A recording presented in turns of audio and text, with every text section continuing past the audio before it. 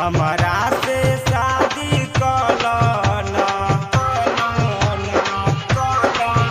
भैया के छोटकी साली हमारा से शादी कलना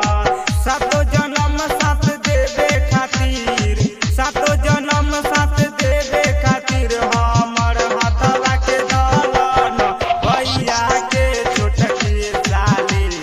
हमारा से शादी कलना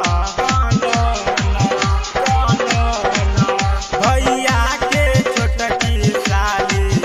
हमारा से शादी कलना सातो जन्म साथ देवे खातिर सातो जन्म साथ देवे खातिर हमर हाथवा के दलन भैया के छोटकी साली हमारा से शादी कलना।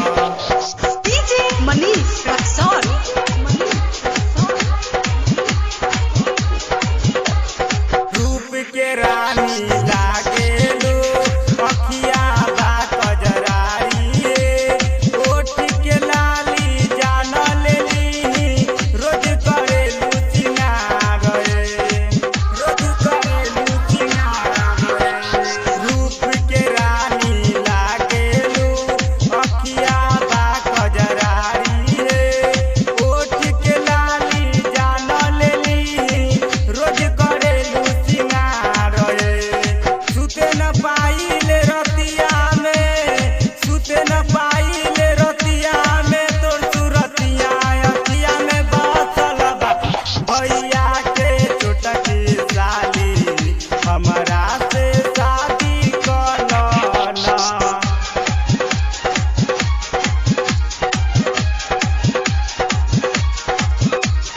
DJ Manish Raksol.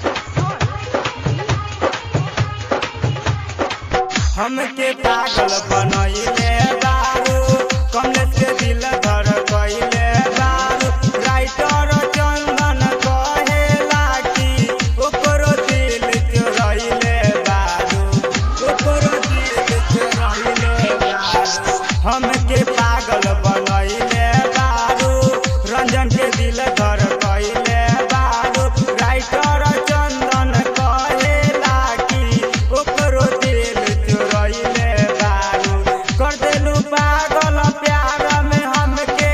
कर देलू पागल प्यार में हमके ओही दिन से भौजी जानत बा भैया के छोटकी